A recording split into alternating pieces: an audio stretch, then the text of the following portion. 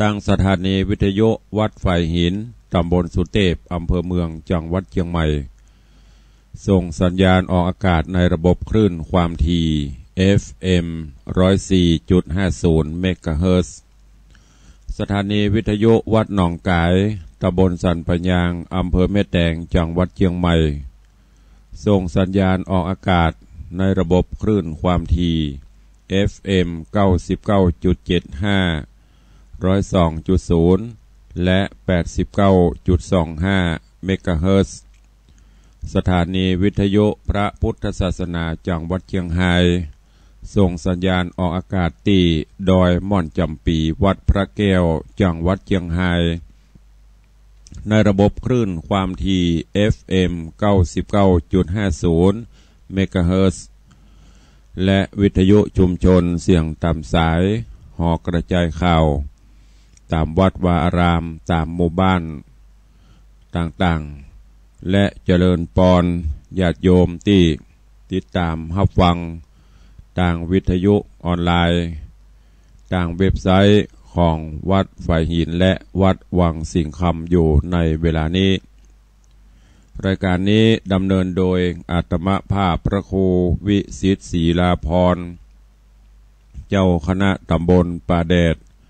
เจ้าอาวาสวัดวังสิงห์คำตำบลป่าแดดอำเภอเมืองเชียงใหม่จังหวัดเชียงใหม่เป็นผู้ดำเนินรายการก็ได้น้อมนำเอาสารธรรมคำสอนปืนบ้านล้านนามาเทศนาให้ญาติโยมได้รับฟังกันเป็นประจำถึงวันเชียงใหม่ละปูนลำปางรับฟังกันเมื่อเจ้าตั้งแต่เวลา 6 โมงปลายถึง 7 โมงโดยประมาณพี่น้องต่างจังหวัดเชียงรายต่างจังหวัดลำปางพะเยาก็ฟังกันในยามค่ำคืนขอบคุณอนุโมทนาบุญกับญาติธรรมพอออกไม่ออกศรัทธาที่ติดตามรับฟังรายการมาโดยตลอดเนอะปะกันวันนี้ยามเจ้าวันนี้ก็พระพิรุณฝนฟ้ายังโปรยปลายลงมาอยู่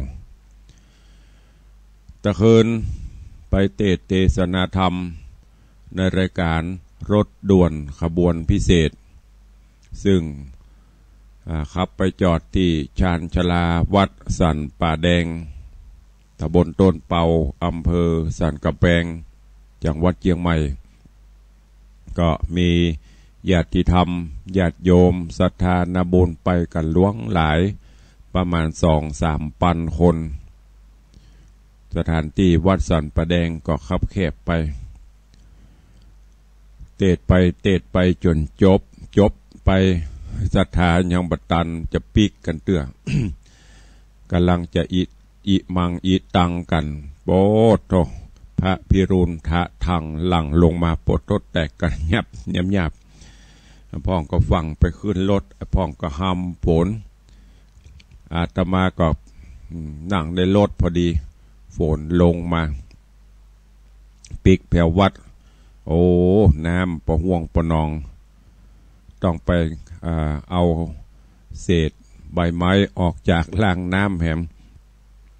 น้ำจะได้ไหล จนกระทั่งถึงเจ้านี้ก็ยังประปรายอยู่เนอะเสียงวันนี้ก็เลยบ่ค่อยเป่งป้อยเนอะเตดไปคันคอยุบหยิบสัญญาณบ่งบอกว่าจังหวัดกำลังถามหา ไอ้ตัวพ่องละเสียงเริ่มโออาละจะได้ก็ตามต้องขอสุมาอภัยเนอะแล้วก็ขอให้ญาติโยมศรัทธาอีพ่ออีแม่เนอะดูแลสุขภาพตัวเองช่วงนี้จะเป็นปลายฝนต้นหนาวฝนก็เริ่มยังมีนักอยู่ก็เหลือเวลาแถมประมาณ 2-3 ศีลจะออกภาษาวันนี้น้ำก็คงจะขึ้นแต่คงจะบ่ปอนนักเท่าใดแต่ถ้าลงมาแถมสัก 2-3 วันนี่ก็ยังบ่แน่เนอะเพราะฉะนั้นโดยความเป็นห่วงพี่น้องที่อยู่ต่ำเชิงเขาเชิงดอยก็ขอระมัดระวังเนอะดินมันอิ่มน้ำแล้วมันบ่แน่อาจจะมีดินหยุดดินถล่มอย่างต่างๆก็ระมัดระวังตลอดจนที่อยู่ใกล้น้ำใกล้หนองก็เก็บขอบเก็บครัวไว้ที่สูงเก็บไว้หั่นเตอะมันบ่เสียหาย เพื่อธรรมชาติมันบ่แน่อันยังก็เกิดขึ้นได้เนอะแล้วสำหรับท่านที่จะสัญจรออกบ้านออกจองไปหั่นไปนี่ก็เตรียมอุปกรณ์เป็นจ้องเตรียมอุปกรณ์เป็นเสื้อกันฝนเอาไปตัวขับรถขับรางก็บ่ต้องหีบต้องฝังเนอะถนนหนทางมันมืดมันลื่นไหลครับโดยความระมัดระวังที่สำคัญก็คือมีสติสัมปชัญญะกำกับตนตัวเองก็จะทำให้เป็นกระถาป้องกันภัยทำให้แคล้วคลาดปลอดภัยนั่นก็คือสติกับสัมปชัญญะและก็ครองตนครองตัวด้วยความบอบประมาทเนอะวันนี้ก็จะได้เทศนาธรรมในเรื่องกัมพระสุรินทกุมารต่อจากตอนที่แล้วคือกับญาติโยมศรัทธานาบุญทั้งหลายได้รับฟังต้องขอสุมาอาจจะเป็นบอลลอนตอนแตนบอลลอนพอนแผ่นพ่องบางเตือก็เมื่อเจ้ามาบ่ได้เอาเป็นรายการสดสกรรมเป็นเทปแตนพ่องก็สลับซับเปลี่ยนกันไปเนาะสังขารธรรมบทเตียงมั่นบางเตือก็อ่อนเพลียคืน2 คืนนี้ไปคืนก่อนก็ปุ้นไปป่าซางละปูนปุ้นเตดงานศพหลวงปู่สิงห์วัดป่าบุกตะคืนก็ไปของกลุ่มหนุ่มสาวแหมก็อาจจะมีพ่องบางเจ้าเนอะในเรื่องของกัมพระสุรินทกุมารในตอนที่แล้ว ตอนก่อนนั่นก็มาถึงยังจันตะสามาวดีตอนนี้ก็หลังจากที่ป่อได้สั่งฮือเสนาอำมาตย์เอาไปไหลน้ำไหลใส่แปรไหลน้ำตอนนี้ก็ปุ่นแปรก็ไหลไปปะตาดอนทรายปฤาษีซึ่งเทวดาฮักเจ้าได้โดนจิตโดนใจคือปฤาษีมาปบมาปะเข้าใส่ ตลอดจนนางเทวดาเมฆคลณีก็มาดูแลในด้านเข้าป่าอาหารฮือพญานาคก็มาเยี่ยมมาเยือนมาเอี่ยวบนมนุษย์ก็ได้มาปบปะก็ใส่ก็มาเนรมิตเอาหินเอาเม็ดทรายเงินทรายคำมาพระผายหวานตาแห่งนั้นเป็นตีเรียบเรียงเป็นตีสะอาดสะอ้านแล้วหลังจากนั้นต่างจันตะสามาวดีก็อุ้มต้องประมาณปฤาษีเอาไปเลี้ยงไปดูเทพบุตรเทวดาองค์อมรินทร์พระอินทร์เจ้าฟ้าก็คือวิสุกรรมเทพบุตรมาเนรมิตปัณณศาลาตลอดจนเครื่องใจไม้สอยต่างๆไปฮือจันตะสามาวดีก็ไปอยู่โดยปฤาษีคือสุทธฤาษีโดยความมีความสุขจากนั้นก็นางก็มีต้องมาครบถ้วนทศมาศครบถ้วน9 เดือน10 เดือนพอดีก็ได้มาประสูติการหรือว่า เกิดลูกออกมาพอเกิดลูกออกมาแล้วปฤาษีก็ได้ใส่ชื่อฮือกับลูกของจันตะสามาวดีว่ากัมพระสุรินทกุมารในขณะนั้นก็มีของวิเศษติดมาตัวเองตังแม่คือจันตะสามาวดีกับสุรินทกุมารก็อยู่ด้วยกันโดยความร่มเย็นเป็นสุข จนกระทั่งการขึ้นใหญ่มาอยู่กับแม่มาจนอายุได้16 ปีปฤาษีก็ได้สอนศาสตรศิลป์ศิลปศาสตร์ต่างๆคาถาอาคมเวทมนต์อย่างต่างๆฮือกับกัมพระสุรินทกุมารเจ้าก็เฮียนเอาโดยความ มุมานะภาคเพียรจนมดจนเสี่ยงมีอยู่วันหนึ่ง เจ้ากุมารสุรินทกุมารก็ใครจะไปแอวในป่า เขาลำเนาภัยเพื่อที่จะไปพ่อสิงสาราสัตว์แล้วก็แหมอันหนึ่งก็เพราะบุพกรรมย้อนกรรมที่มีมาแต่เมินติดตนติดตัวอย่างเปิ้นวรรณกรรมนี่มันบ่มีอายุความติดตนติดตัวไปบอกว่าชาติไหนชาติใดตราบใดที่กรรมบ่หมดบ่เสี่ยงเฮาก็จะต้องไปใจกรรมเหมือนเดียวกันกับโพธิสัตว์เจ้าจุลินทะกุมารนี่ก็กรรมมีมาตัวเองก็ต้องไปใจกรรมก็เลยไปขอลาพ่อฤาษีเพื่อที่จะไปแอวตามป่าตามเขาลำเนาภัยพ่อฤาษีก็ห้ามปามอยู่ตลอดจนแม่ก็บอกว่าในป่าเขาลำเนาภัยเนี่ยมันมีดึงสิงสาราสัตว์ ราชสีห์ควายป่าแลดจ้างเสือบอกกังนางนีอย่างสปะสปาเนอร์ในตอนที่แล้วเทศนามาถึงอย่างตอนที่โพธิสัตว์เจ้ากำลังจะไปเอี่ยวไปในป่าเขาในลำเนาภัยเรื่องราวจะเป็นจะได้ขอเจริญปอนญาติโยมศรัทธาเฮาเจ้าข้าทั้งหลายได้ติดตามรับฟังพระธรรมเทศนาปืนเมืองเหนือเรื่องกำพระสุรินทะกุมารในตอนต่อไปณโอกาสบัดนี้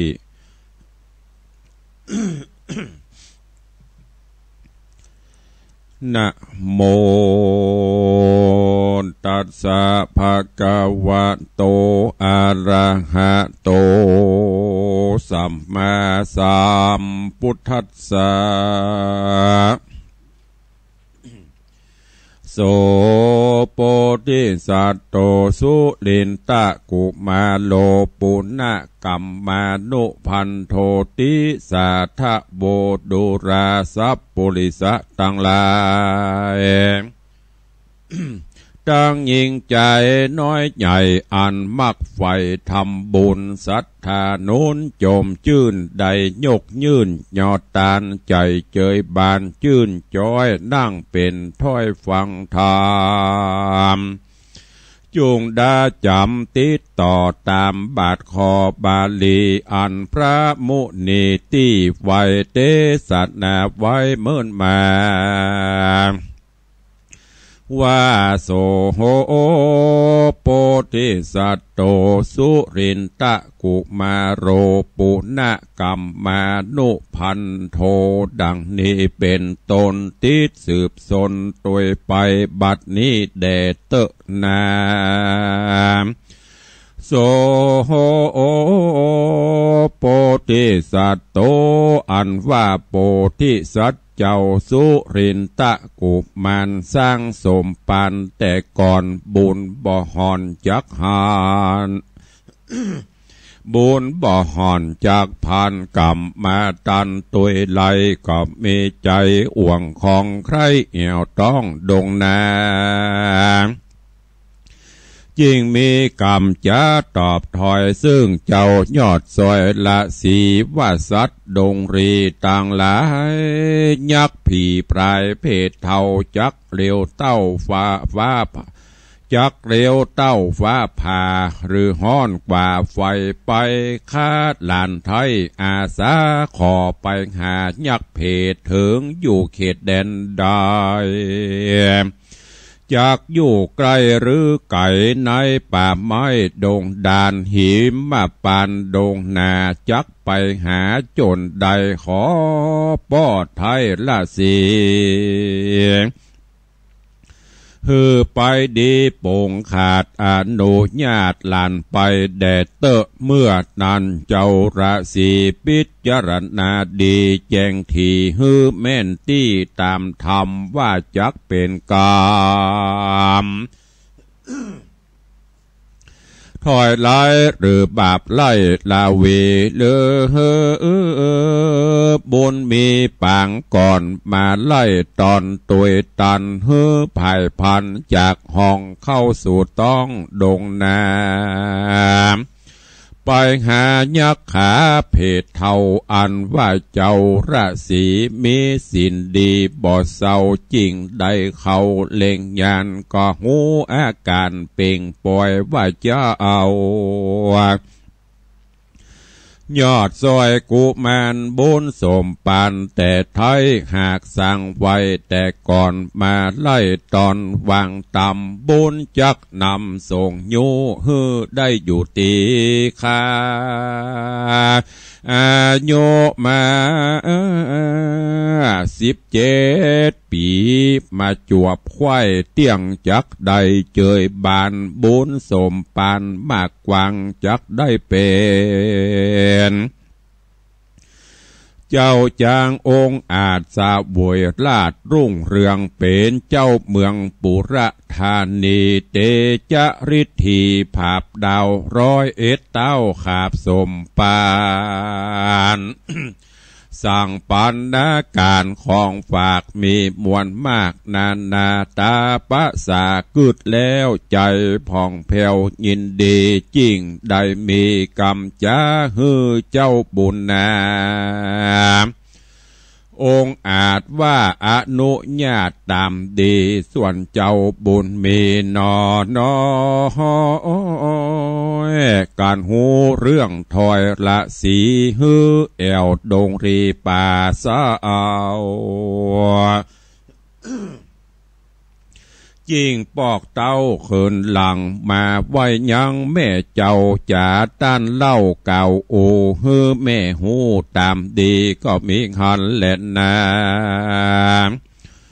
เมื่อนั้นนางสาบมาว่าดีจริงได้มีกรรมจ่าว่าบุตร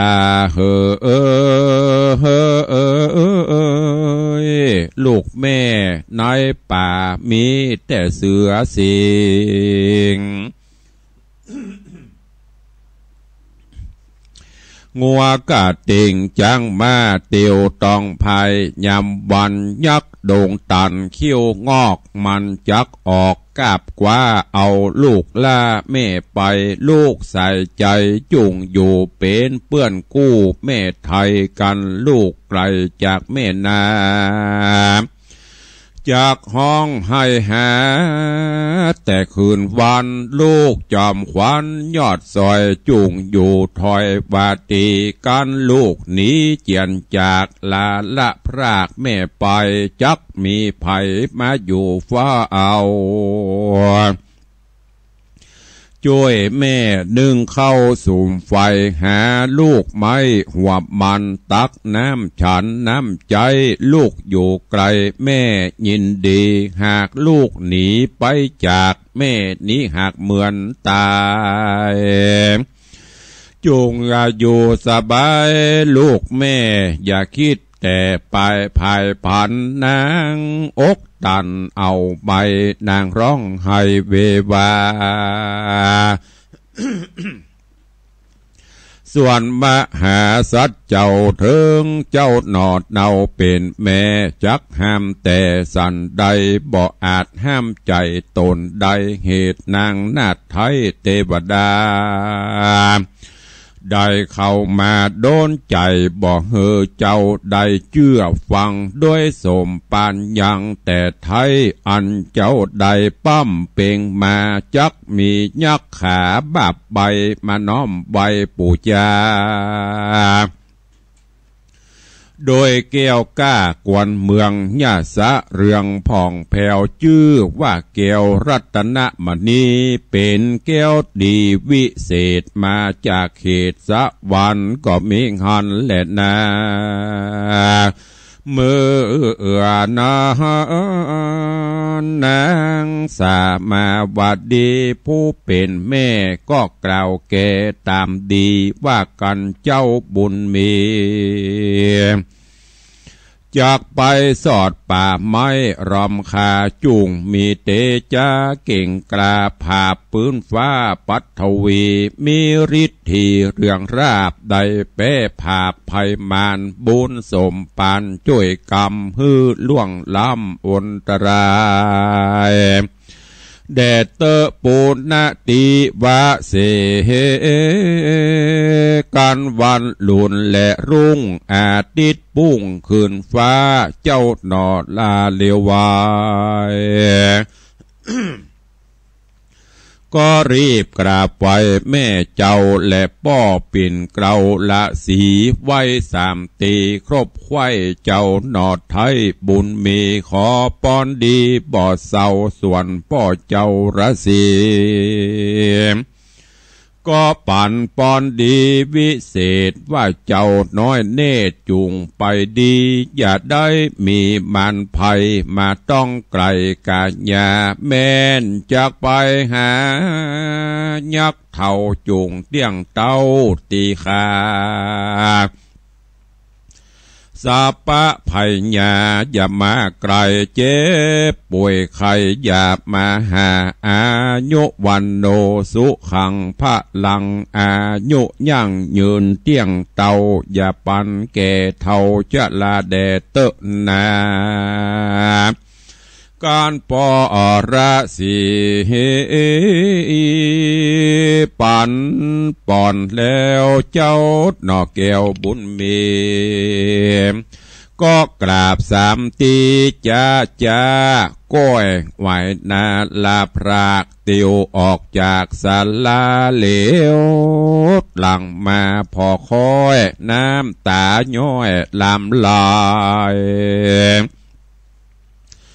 ก้อยเตียวไปจ้าใจเข้าป่าไม้ปูดดอยไกลจอยวอยเถื่อนทองบุบุญต้องดงนาก็หันดอยผางามอาจหินผาหยาดดูดีต้นไม้มีหลายหมู่ออกดอกอยู่เป็นถอยต้นใหญ่น้อยแก้มกันพ้องเขือวันหยาดย้อยดอกเป็นซอยหนอโลองแม่ข้างดอยผานั้นใสมีโบกใหญ่คอละนีดอกบัวมีออกจามดอกป้านงามสะล้อนดอกจังก่อนหลายซ้ำมีพร้อมพร่ำหลายสีปูป่ามีหลายหมู่ล่าเล่นอยู่ยินดี นกกระถาบมีหัวเขียวมันบินเร็ววะวองตามันส่องกินปลานกกระสาปากเซลนกเก้าแมวร้องทองเสียงมีกองดงรีก็มีหันแหลดนาภิกขเวทดูราภิกขุต่างหลายต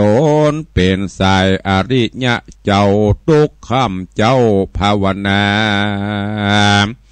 ส่วนเจ้าพุทธาหนุ่มเนากันลัดป่าเศร้าดงตันล้างเตื้อหันเสือหมี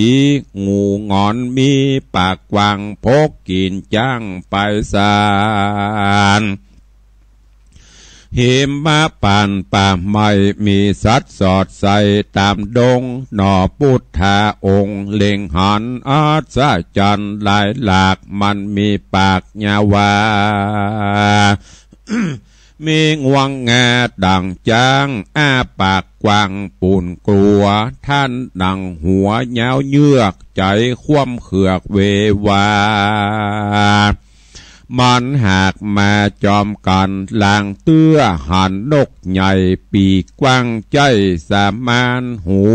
มันยานลำนำนามีงวังงาสว่างโลกกล่าวอ้างชื่อว่านกหัดสดี